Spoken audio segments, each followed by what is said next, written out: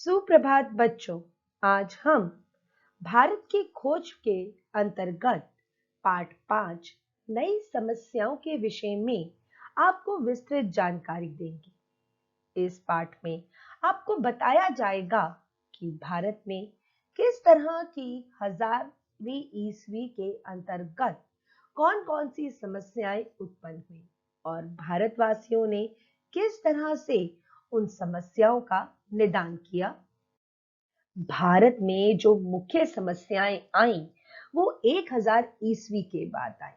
यह लड़ाकू मोहम्मद गजनवी का चित्र है। मोहम्मद गजनवी ने किस तरह से भारत में निर्मम हत्याएं करी, किस तरह से हिंदुओं के मन में उसने एक नफरत के भाव उत्पन्न किए। अब हम आपको इसके विषय में विस्तार पूर्वक जानकारी देंगे। महमूद गजनवी और अफगान 1000 ईस्वी के लगभग अफगानिस्तान के तुर्क सुल्तान महमूद गजनवी ने भारत पर हमले करने शुरू कर दिए। अपनी शक्ति और निर्ममता के बल पर मध्य एशिया पर हमले किए और हमेशा अपने साथ एक बड़ा खजाना लेकर गया। हिंदू धूल कणों की तरह चारों ओर बिखर गए। बचे कुचे हिंदुओं के मन में केवल मुसलमानों के लिए नफरत ही बची थी।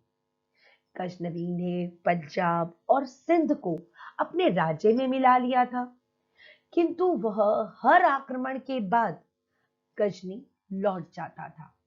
वह कश्मीर पर अपना अधिकार नहीं कर पाया। काठियावाड़ में सोमनाथ से वापस लौटते समय उसे भारी हार का सामना करना पड़ा। उसके बाद वह कभी भी लौटा नहीं। जी बच्चों, 1000 ईस्वी में महमूद गजनवी जो था वो भारत में आया था और उसने भारत में कई प्रकार के हमले करने शुरू किए। वो बड़ा ही शक्तिशाली था, इसलिए अपनी शक्ति और निर्ममता के बल पर उसने हिंदू जाति के लोगों को मारना काटना शुरू कर दिया। वह भारत के बड़े बड़े मंदिरों पर आक्रमण करता, तोड़ता और उनके खजाने लूट लिया करता था। उसने बहुत से हिंदुओं को तो धूल कणों की तरह चारों तरफ बिखेर दिया था, जिसके कारण हिंदू जाति के लोग जो थे वो मुसलमान जाति के लोगों से नफरत करने लग गए थे। गजनवी ने पंजाब और सिंध पर भी अपना अधिकार कर लिया था, लेकिन उसकी सबसे बड़ी विशेषता ये थी कि वो भारत को लूटता जरूर था, लेकिन हर आक्रमण के बाद वह यहाँ से धन लूटकर गजनी ले जाया करता था। लेकिन बच्चों, कभी भी महमूद जो गजनवी है वो कश्मीर पर अपना अधिकार नहीं कर पाया। जब वह काठियावाड़ में सोमनाथ के मंदिर को लूटकर वापस लौट रहा था तो उसे भारी हार का सामना करना पड़ा और उसके बाद कभी भी वह पुनः लौटकर भारत नहीं आया। बच्चों, दूसरी समस्या जो भारत को देखनी पड़ी वो थी शहाबुद्दीन गौरी की। शहाबुद्दीन गौरी भी उतना ही क्रूर और उतना ही हिंसक व्यक्ति था जितना महमूद गजनवी था। आइए अब हम इसके विषय में विस्तार पूर्वक आपको जानकारी देते हैं।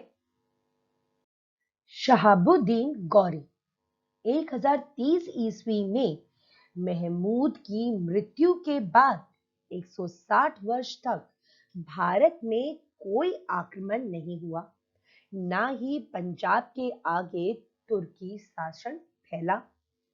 इसके बाद शहाबुद्दीन गौरी नाम के एक अफगान ने गजनी पर कब्जा कर लिया। इससे गजनवी राज्य का अंत हो गया। गौरी ने पहले लाहौर पर आक्रमण किया और फिर दिल्ली पर, लेकिन दिल्ली के राजा पृथ्वीराज चौहान ने उसे बुरी तरह हरा दिया। शहाबुद्दीन गौरी अगले साल एक बड़ी सेना लेकर आया। इस बार उसने विजय हासिल की और दिल्ली के सिंहासन पर बैठ गया। दिल्ली में विजय प्राप्त करने का यह अर्थ नहीं कि पूरे भारत पर उसका अधिकार हो गया। उस समय चौल शासक बहुत शक्तिशाली थी। जी बच्चों, शहाबुद्दीन गौरी जो एक तुर्की अफगान था, 1030 ईस्वी में महमूद गजनवी की मृत्यु हो गई। लेकिन बच्चों 160 वर्ष तक, जी 160 वर्ष तक भारत में किसी भी तुर्की सुल्तान ने भारत में कोई भी आक्रमण नहीं किया। उन्होंने पंजाब तक अपना जो अधिकार किया हुआ था वहीं तक तुर्की शासन जो था फैला रहा, उससे आगे वे भारत में नहीं आए। इसके बाद बच्चों जो अफगान था, वहां पर महमूद गजनवी के जो वंशज थे उन्हें हराकर शहाबुद्दीन गौरी नाम के एक अफगान ने गजनी पर अपना अधिकार कर लिया और उस वक्त गजनवी राज्य का अंत हो गया। शहाबुद्दीन गौरी एक लड़ाकू किस्म का व्यक्ति था। उसकी महत्वाकांक्षाएं इतनी अधिक थी कि उसने अपना राज्य आगे बढ़ाने की कोशिश की और उसने धीरे धीरे लाहौर पर आक्रमण किया और उस पर अपना अधिकार कर लिया। फिर वह दिल्ली पर आक्रमण करने के लिए तैयार हुआ, लेकिन उसे पृथ्वीराज चौहान के हाथों बुरी तरह हार का सामना करना पड़ा। लेकिन शहाबुद्दीन गौरी अगले साल एक बड़ी सेना लेकर आया और इस बारी जयचंद ने उसका साथ दिया और पृथ्वीराज चौहान की हार हो गई थी और दिल्ली के सिंहासन पर शहाबुद्दीन गौरी जो था वो बैठ गया था। लेकिन बच्चों, अगर आप ये कहें कि दिल्ली पर अधिकार हो गया तो पूरे भारत पर अधिकार हो गया शहाबुद्दीन गौरी का, ऐसा नहीं था, क्योंकि उस वक्त दक्षिण भारत में चौल शासक जो थे वो भी अपना शक्तिशाली साम्राज्य फैला रहे थे। बच्चों, अब हम तुर्क मंगोल तैमूर के विषय में आपको विस्तृत जानकारी देंगे। तैमूर किस तरह का व्यक्ति था, उसने किस तरह से दिल्ली को मुर्दा घर में तब्दील कर दिया था, कब उसने भारत पर आक्रमण किया था, इसकी विस्तृत जानकारी आपको देंगे। तुर्क मंगोल तैमूर 14वीं शताब्दी के अंत में तुर्क मंगोल तैमूर ने उत्तर दिशा की ओर से आकर दिल्ली सल्तनत को नष्ट कर दिया। वह भारत में अधिक समय नहीं रहा, पर वह जिस रास्ते से दिल्ली आया उसे वीरान कर दिया। उसने खूब तबाही मचाई। दिल्ली मुर्दों का शहर बन गई। दिल्ली को मौत की नींद से उठने में कई साल लग गए। तैमूर के हमलों ने दिल्ली को तोड़ कर रख दिया। 14वीं शताब्दी की शुरुआत में दो बड़े राज्यों का जन्म हुआ, पहला गुलबर्ग और दूसरा विजयनगर, जो हिंदुओं का राज्य था। दिल्ली की तबाही के बाद उत्तरी भारत शिथिल पड़ गया और दक्षिणी भारत की स्थिति काफी अच्छी थी। बहुत से हिंदू शरणार्थियों ने विजयनगर में जाकर शरण ली। 1526 ईस्वी में एक और हमलावर ने दिल्ली के सिंहासन पर अपनी जीत हासिल की और यह कोई और नहीं, भारत में मुगल साम्राज्य की नींव रखने वाला तैमूर वंश का तुर्क मंगोल बाबर था। बच्चों, 14वीं शताब्दी के अंत तक जो मंगोल का तुर्क तैमूर जो था वो उसने उत्तर दिशा से आकर भारत पे आक्रमण कर दिया। उस समय भारत में दिल्ली सल्तनत थी, जिसको आप स्लेव डायनेस्टी भी कहते हैं, और उस वक्त दिल्ली के सल्तनत को उसने पूरी तरह नष्ट कर दिया था। वह अधिक समय तक तो भारत में नहीं रहा, लेकिन बच्चों वो जिस रास्ते से दिल्ली आया था उसने वीरान कर दिया, अर्थात उसने इतनी तबाही मचाई कि दिल्ली दिल्ली ना लगकर मुर्दों का एक शहर बन गई थी। जहां भी देखो वहां सिर्फ लाशें ही लाशें हिंदुओं की नजर आ रही थी। दिल्ली को मौत की नींद से उठने में बच्चों कई साल लग गए और तैमूर के हमलों ने दिल्ली को पूरी तरह तोड़ कर रख दिया था। यानी कि ये एक ऐसा लड़ाकू किस्म का व्यक्ति था कि इसका मुख्य उद्देश्य केवल दिल्ली को लूटना था और ये जिस रास्ते से आया लूटपाट मचाई, मारा काटा वीरान किया और दिल्ली को मुर्दों का शहर बनाकर ये वहां से चला गया। लेकिन 14वीं शताब्दी की शुरुआत में दो बड़े राज्यों का जन्म हुआ। एक पहला था गुलबर्ग और दूसरा था विजयनगर। विजयनगर पूरी तरह हिंदुओं का राज्य था। दिल्ली की तबाही से जो भी हिंदू थोड़े बहुत बचे थे वो दक्षिण भारत की ओर चले गए थे, क्योंकि उस वक्त दक्षिण भारत की स्थिति जो थी वो बहुत ही सुदृढ़ थी और उत्तर भारत जो था वो बड़ा ही शिथिल हो चुका था। बहुत से हिंदू शरणार्थियों ने विजयनगर में जाकर शरण ली। लेकिन 1526 ईस्वी में एक और हमलावर ने दिल्ली में आकर जीत हासिल कर ली और दिल्ली के सिंहासन को जीत लिया। और बच्चों ये कोई और नहीं था, भारत में मुगल साम्राज्य की नींव रखने वाला तैमूर वंश का ही तुर्क मंगोल बाबर था। जी, ये बाबर वही है जिसके बाद मुगल साम्राज्य ने भारत में अपना अधिकार किया। बाबर के बाद हुमायूं और हुमायूं के बाद अकबर जैसे मुगल साम्राज्य जो थे उन्होंने संपूर्ण भारत में अपना अधिकार किया था। अंग्रेजों की विजय। बच्चों, अभी आपको विस्तार पूर्वक बताया गया कि 1000 ईस्वी में किस तरह से महमूद गजनवी ने भारत पर आक्रमण किया। उसके बाद शहाबुद्दीन गौरी और तैमूर के वंशज मुगल साम्राज्य का एक लंबा शासनकाल भारत में रहा।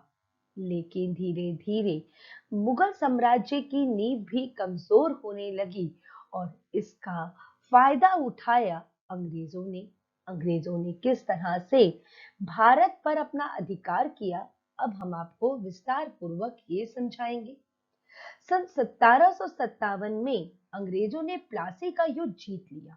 कुछ लोग इस तारीख से ही भारत में अंग्रेजों की शुरुआत मानते हैं। शीघ्र ही पूरे बंगाल और बिहार को अंग्रेजों ने अपने कब्जे में ले लिया। सन 1770 ईस्वी शासन के आरंभिक काल में ही बंगाल व बिहार को भयंकर अकाल का सामना करना पड़ा, जिससे इस क्षेत्र की 1/3 जनसंख्या कम हो गई।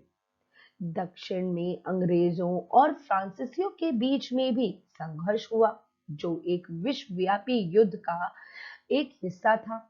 अंग्रेजों की विजय से यह समाप्त हुआ। इससे भारत में अफगान जो फ्रांसीसी थे उनका नामो निशान पूरी तरह मिट गया था। फ्रांसीसियों के भारत से चले जाने के बाद 3 ताकतें अधिकार के लिए संघर्ष कर रही थी। मराठा संगठन दक्षिण में हैदर अली और अंग्रेज। हैदर अली और टीपू सुल्तान ने अंग्रेजों को बुरी तरह परास्त किया और ईस्ट इंडिया कंपनी की ताकत को लगभग पूरी तरह खत्म कर दिया।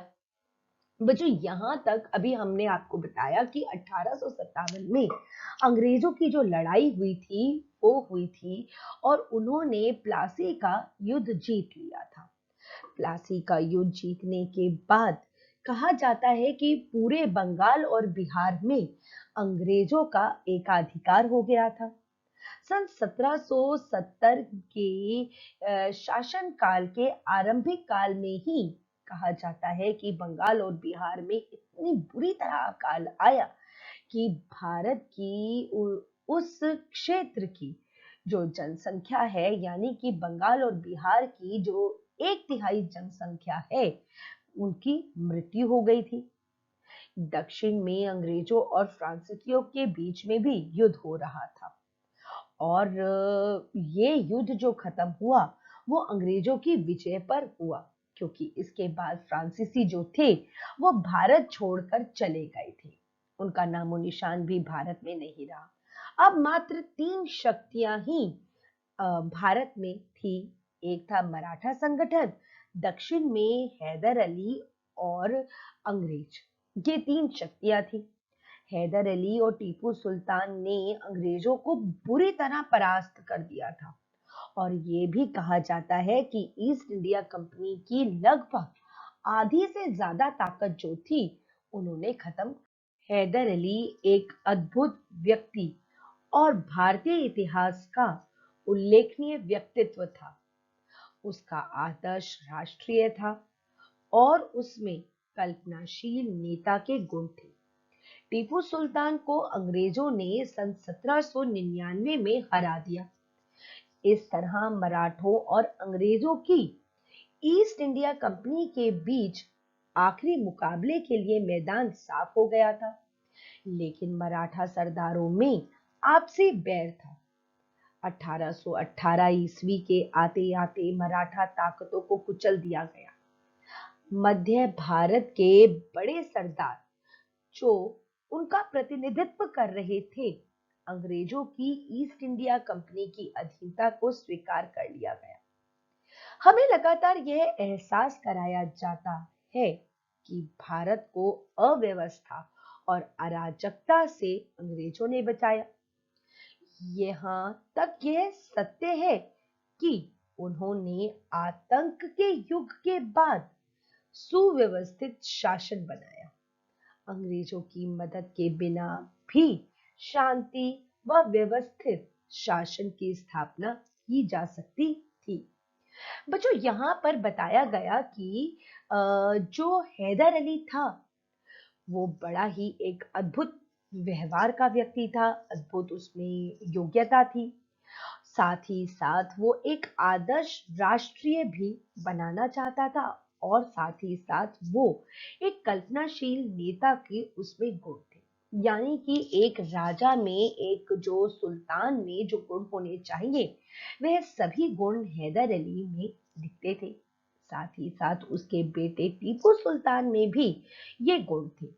किंतु टीपू सुल्तान जो था वो अंग्रेजों से सन 1799 में हारा गया था और इस तरह से भारत में केवल दो शक्तियां रह गई थी, एक मराठा और दूसरी ईस्ट इंडिया कंपनी। आखिरी मुकाबला मराठों और ईस्ट इंडिया कंपनी के बीच में होना था, लेकिन मराठों में भी आपसी एकता नहीं थी। सभी मराठा सरदार आपस में एक दूसरे से लड़ते रहते थे।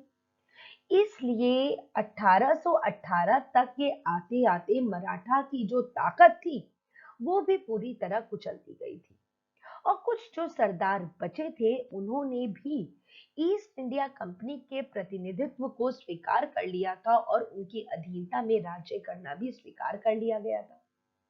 बच्चों, इतिहास में कई बारी हमें ये भी बताया गया कि जब ईस्ट इंडिया कंपनी ने भारत पर अपना अधिकार किया तो उस वक्त भारत को उन्होंने अव्यवस्था और अराजकता से बचाया था अंग्रेजों ने। इसको ये भी वो लोग कहते हैं कि उन्होंने एक जो आतंक के युग को समाप्त कर दिया।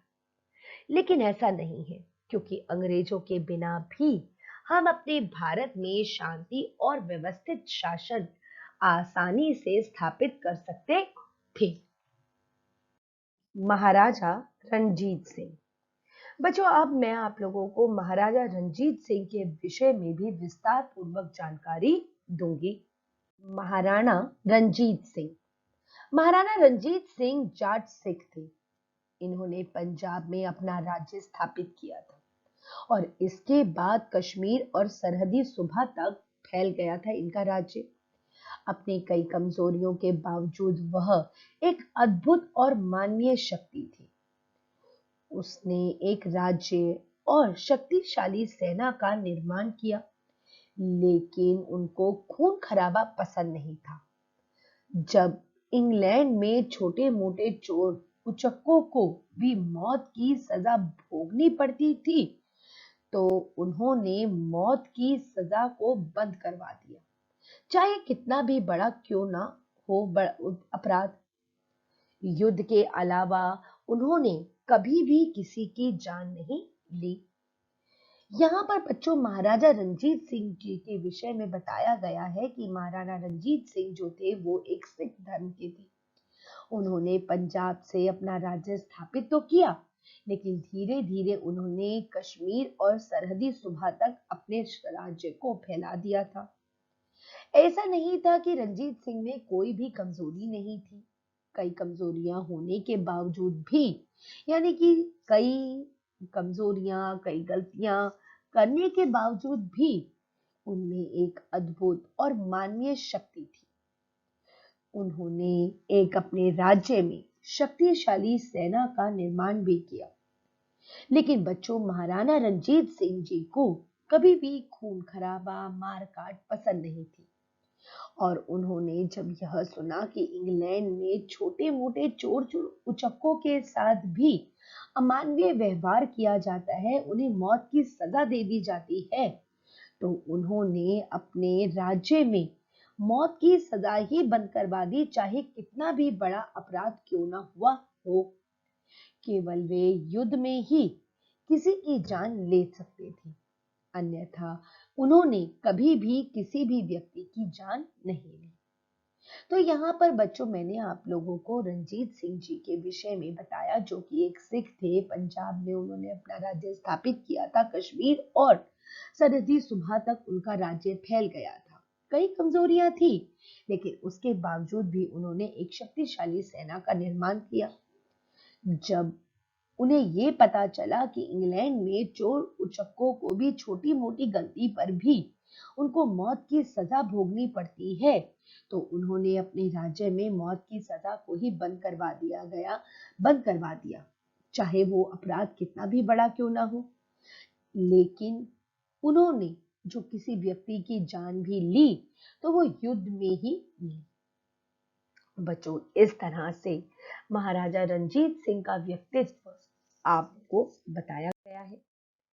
बच्चों मुझे पूर्ण विश्वास है कि आपको भारत की खोज में जो नई समस्याएं समझाई गई हैं, चाहे वो महमूद गजनवी की हो, शहाबुद्दीन गौरी की हो, तैमूर की हो या फिर अंग्रेजों की हो, आपने इसे विस्तार पूर्वक पढ़ा होगा, समझा होगा।